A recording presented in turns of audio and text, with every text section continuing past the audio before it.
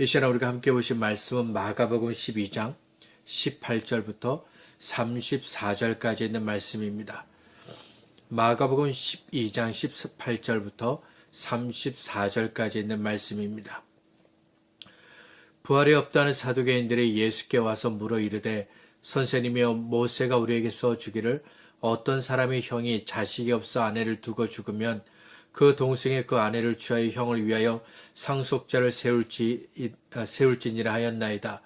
7형제가 있었는데 마지가 아내를 취하였다가 상속자도 없이 죽고 둘째도 그 여자를 취하였다가 상속자가 없이 죽고 셋째도 그렇게 하여 7이 다 상속자가 없었고 최후의 여자도 죽었나이다.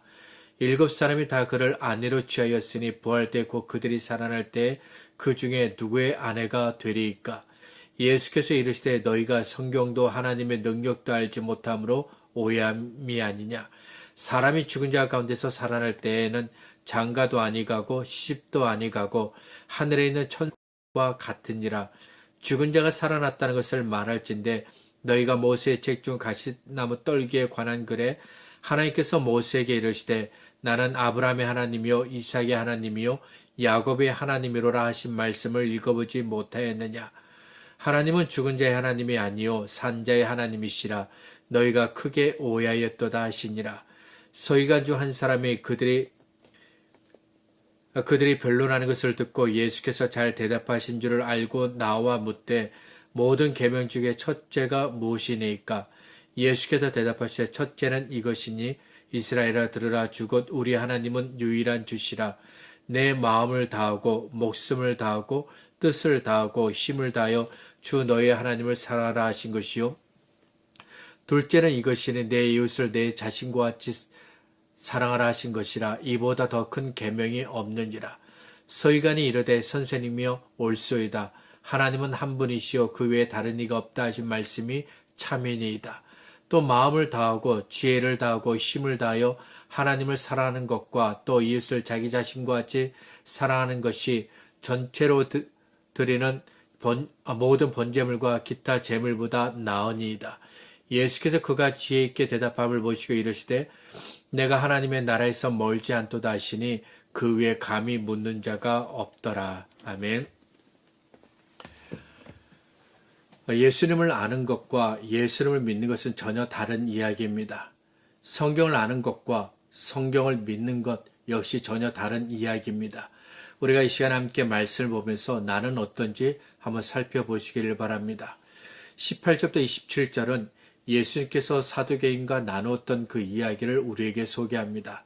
사두개인은 이스라엘을 지탱하였던 바리새인과 더불어 이스라엘을 지탱하였던 큰 기둥 가운데 하나입니다. 성전에서 일하는 제사장들이 대부분 이 사두개인에 속합니다.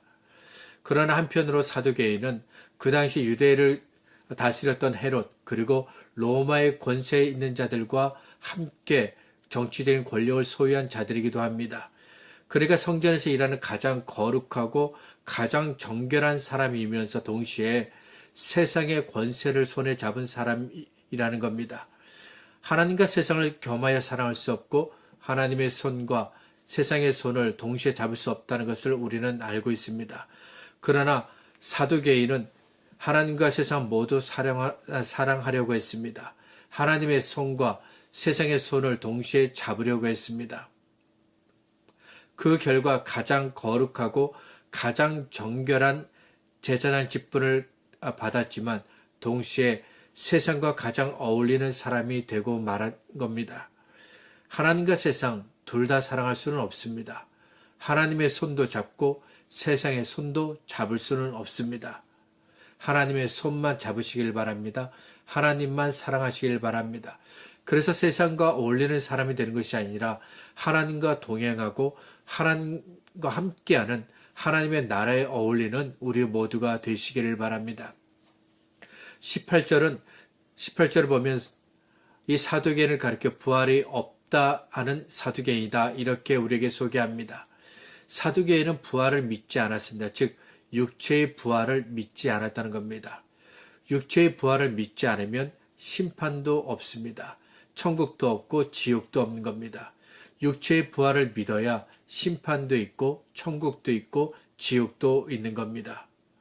사도행전 23장은 부활을 믿는 바리새인과 부활을 믿지 않는 이 사두개인이 서로 싸운 일을 우리에게 말씀합니다. 예루살렘에 갔다가 바울이 체포가 되었습니다. 이제 그 바울이 산해드린 공회 앞에 서게 됩니다. 이제 그 앞에 대제사장 아나니아가 있고 한편에 바리새인이 있고 한편에 사두개인이 있습니다. 그때 바울이 이렇게 이야기합니다. 나는 바리새인입니다. 그리고 나는 죽은 자의 부활을 믿기 때문에 이 일을 당하고 있습니다. 이렇게 외칩니다. 그러자 죽은 자의 부활을 믿는 바리새인들이 말하기를 이 사람은 잘못한 것이 없다라고 이야기하면서 오히려 사두개인과 거칠게 싸웁니다. 그렇게 부활을 믿지 않은 사두개인들이 예수님께 와서 질문을 하십니다. 하지만 이 질문 속에는 그들의 숨겨진 의도가 담겨 있습니다. 부활을 믿지 않는 자기들의 그 주장이 말이 맞다는 걸 증명하기 위해서 질문한 겁니다. 사두개인들의 질문은 모세가 전한 말씀에서 시작합니다. 19절입니다. 선생님이여 모세가 우리에게 써주기를 어떤 사람의 형이 자식이 없어 아내를 두고 죽으면 그 동생의 그 아내를 취하여 형을 위하여 상속자를 세울지니라 하였나이다. 이 말씀은 신명기 25장 5절과 6절에 있는 말씀입니다. 이 말씀에 의한다면 결혼한 형이 자식이 없어 죽었습니다. 그러면 그 동생의 형수와 결혼을 합니다. 그래서 낳은 첫 아들을 형의 아들이 되게 합니다.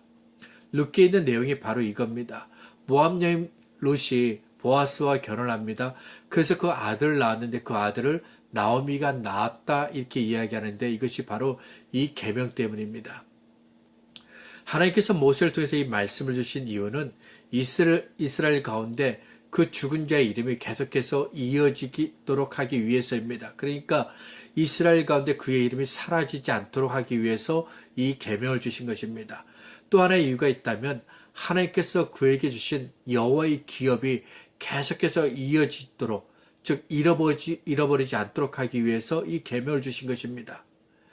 모세를 통해 주신 말씀을 통해서 우리는 하나님께서 자기 백성으로 삼으신 사람들에게 얼마나 많은 관심을 갖고 있는지 발견하게 됩니다. 그래서 함께 하시고 늘 사랑하여 주시는 겁니다. 늘 도와주시는 겁니다. 나를 아시고 나와 함께 하시는 하나님이 계십니다. 그 하나님을 기억하시고 오늘도 함께 하시기를 바랍니다. 사두개인이 모세가 전한 말씀을 가지고 질문을 했습니다. 그런데 문제는 사두개인들이 이 말씀과 맞지 않는 상관없는 전혀 다른 질문을 했다는 겁니다. 모세가 이 말씀을 주신 이유가 이게 아닙니다. 그런데도 사두개인들은 부활이 있은 후에 여자가 7 형제 가운데 누구의 아내가 되는지 전혀 상관없는 질문을 던졌습니다. 하나님의 말씀을 가지고 이 땅에서 일어난 일들을 판단해야 하는데 이 땅에 있는 기준을 가지고 이 땅의 생각을 가지고 성경과 하나님을 판단하려고 했던 것입니다.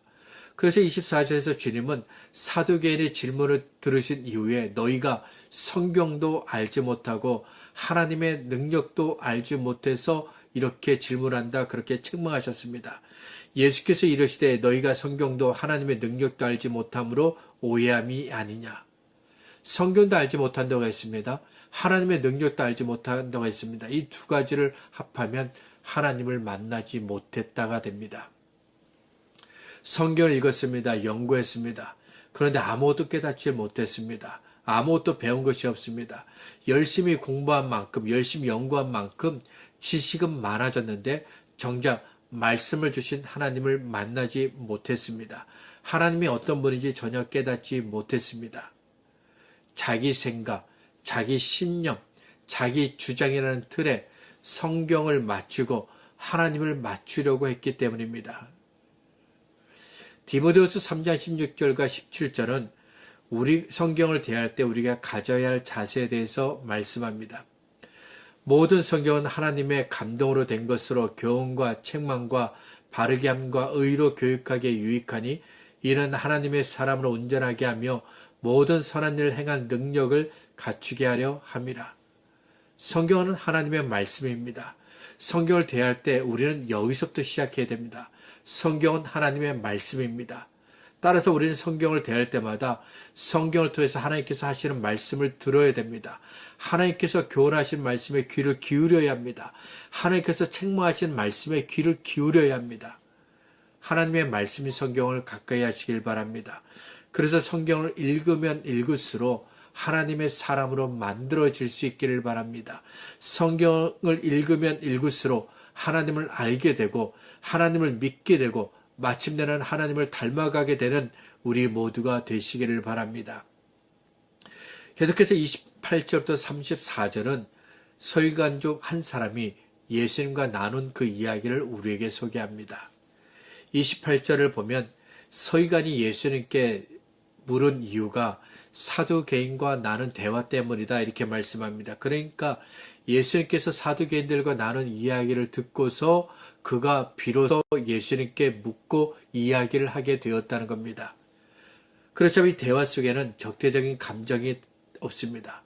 서기관은 순수하게 하나님의 말씀, 예수님의 말씀을 듣고 예수님의 말씀을 듣고 그리고 깨닫기 원하는 마음으로 나온 겁니다. 배우려는 마음으로 나온 것입니다.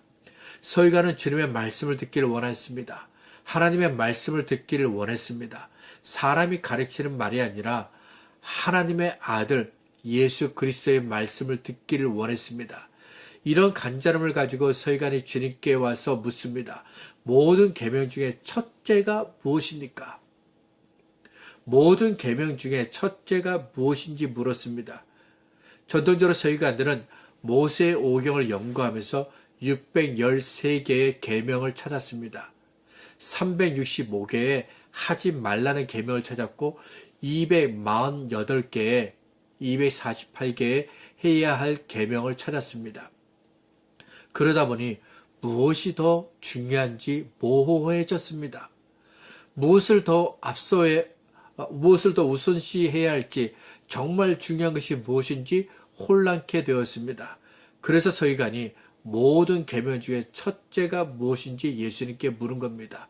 그 질문을 들은 예수님께서 29절과 30절에서 대답하셨습니다.